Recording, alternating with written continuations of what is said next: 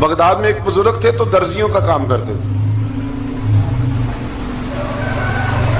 اللہ کے نبی حضرت ادریس علیہ السلام بھی درزیوں کا کام کرتے تھے. خوش ہوئے نا بات سن کے؟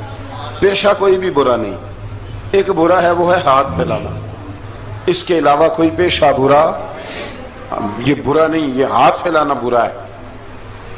حضرت شیخ محمد بن حسن کہتے ہیں کہ وہ بزرگ جو تھے نا، امام غزالی نے لکھا ہے، وہ درزیوں کا کام کرتے تھے تو اس زمانے میں نا کھوٹا سکہ بھی کبھی کبھی آ جاتا تھا.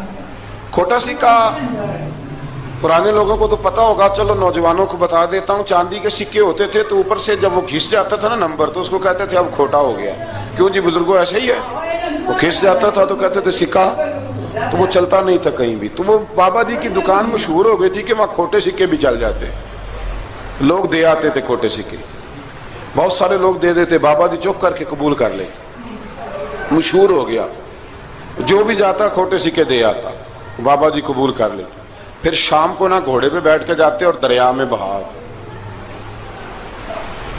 ایک دن کچھ بندے کھوٹے سکے لے کے آ گئے تو بابا جی ابھی مصلے پہ تھے، نماز پڑھ رہے تھے، تو بیٹے نے کپڑے دیے تو کھوٹے سکے وصول کیے. تو وہ کھوٹے سکے دینے والا شخص کھوٹے سکے دے رہا تھا تو وہ بچہ کہنے لگا تم نے بڑی عرصہ بیوقوف بنایا میرے ابا کو، کھوٹے سکے دے لے جاؤ. کہنے لگا تمہیں واقعی نہیں پتا چلتا کھوٹے ہیں؟ کہا ابا جی کا نہیں مجھے پتا، پر مجھے تو پتا ہے نا، اور میرا ابا شام کو کھول کے دیکھتا ہے تو پھر جو کھوٹے کھوٹے ہوتے ہیں انہیں دریا میں بہا کے آتا ہے، لے جاؤ اپنے. اتنی دیر میں بزرگ نماز سے فارغ ہوئے، کہنے لگے نہیں نہیں بیٹے رکھ لے، کھوٹے ہی رکھ لے. سننا بات. کہا جناب کیوں؟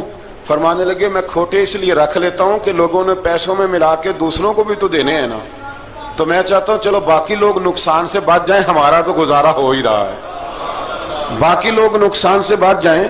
اور فرمایا پھر میں شام کو جا کے دریا میں ڈال کے آتا ہوں کہ کہیں میری اولاد بھی ان کو آگے نہ چلا دے. میں چاہتا ہوں کہ اور لوگ اس کام سے بچ جائیں. درویش کہتے ہیں کہ جب اس بابے کا آخری وقت آیا نا تو جو اس نے جملہ کہا میرا کلیجہ پھٹ گیا. آخری وقت جو اس نے دعا مانگی تو فرماتے ہیں میرے اندر وجد اور کیف کی صورت پیدا ہو گئی. فرماتے ہیں ان بزرگوں نے اپنے آخری وقت دعا مانگی، اے اللہ میں نے ساری زندگی کھوٹے سکے قبول کیے تاکہ تیرے بندے شر سے بچ جائیں، تو یا اللہ تو بھی اس کھوٹے سکے کو قبول فرما لے.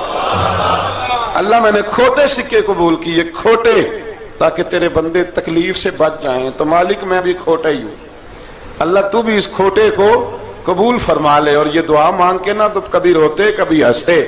لوگوں نے کہا کیا ہوا؟ کہتے ہیں لگتا ہے رب نے کھوٹا سکہ قبول فرما لیا، لگتا ہے کہ اللہ نے کھوٹا سکہ قبول. لوگوں کو تکلیف سے بچائیں. ہمارا وجود یارو مطلب کیا ہو جائے گا 2 منٹ کے لیے سمجھ لیں کیا ہو جائے.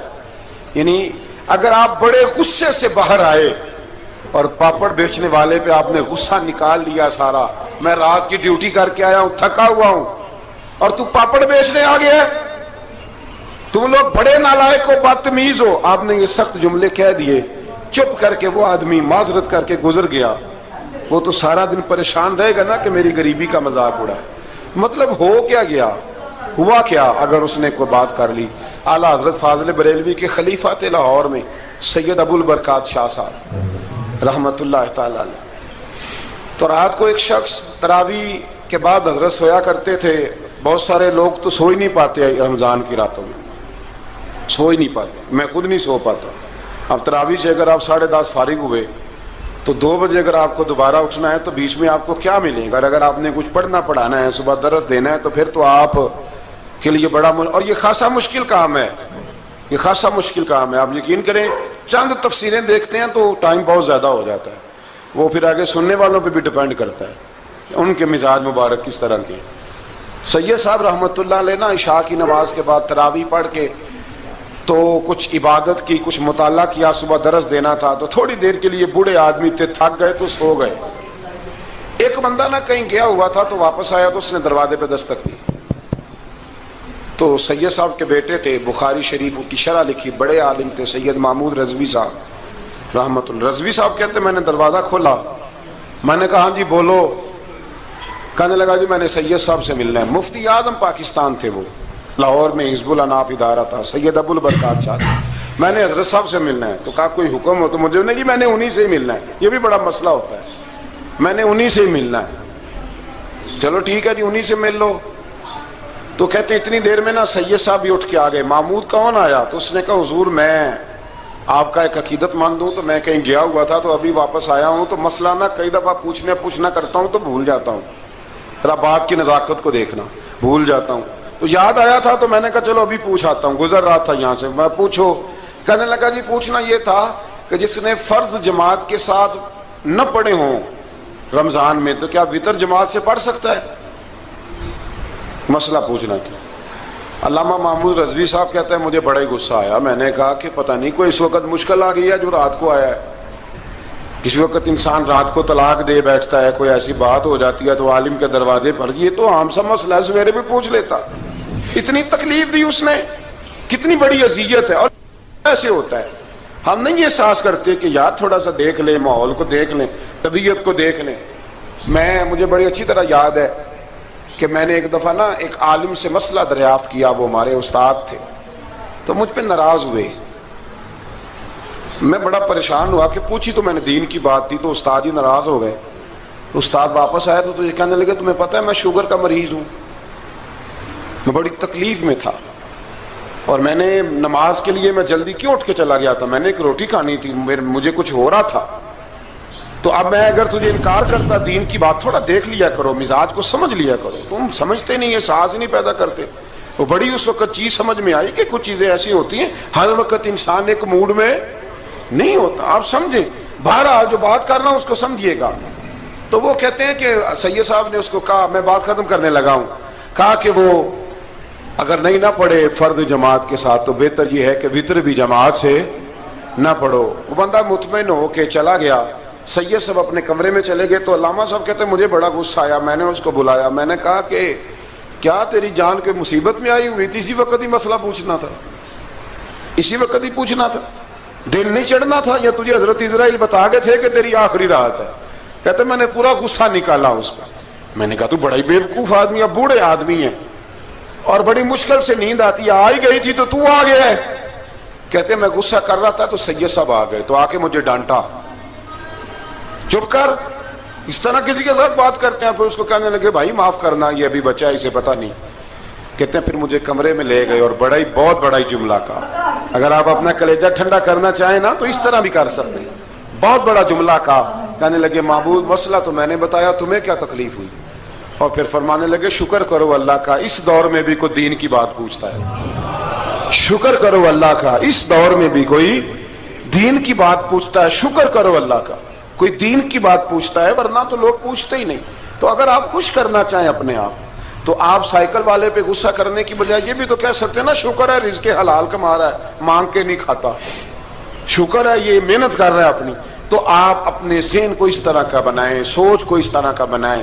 آج اس جمعے میں ہم نے ارادہ کرنا ہے کہ ہم نے آسانیاں دینے کی کوشش کرنی, ہم نے لوگوں کو تکلیف نہیں دینی, ہم نے کسی کو آزمائش میں مبتلا نہیں کرنا, ہم نے کوئی ایسا کام نہیں کرنا جس کی وجہ سے لوگ سمجھیں کہ یہ آدمی بوجھ بن گیا. کبھی بوجھ نہ بنے. یارو کتنا بدبخت ہے وہ آدمی جس کے مرنے کی لوگ دعا مانگے, اس کے مرنے کی. حضرت عبداللہ ابن مبارک کے پڑوس میں ایک یہودی رہتا تھا, یہودی تھا, یہودی. حضرت عبداللہ ابن مبارک مکان بیچنے لگے. حضرت عبداللہ ابن مبارک کا پڑوسی مکان بیچنے لگا, وہ یہودی. تو گاہک آئے تو کہا کتنے کا؟ کہا 2000 دینار کا. 2000 دینار. تو انہوں نے کہا کہ اس گلی میں, اس محلے میں تو 1000 دینار کا مکان ہے, تو تیرا 2 کا کیوں ہے؟ کہنے لگے 1000 میرے مکان کا اور 1000 عبداللہ ابن مبارک کے پڑوسی ہونے کا, اس لیے کہ اتنا شاندار پڑوسی تمہیں کبھی نہیں ملے گا جس کی ہم نے کبھی آواز ہی نہیں سنی. 1000 روپیہ لوں گا ان کے پڑوس میں جگہ دینے کا, 1000.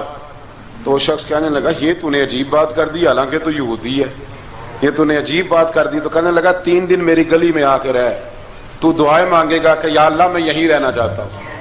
وہ دعائیں مانگے گا کہ اتنا اچھا انسان, اتنا خیال رکھنے والا, اتنا خیال والا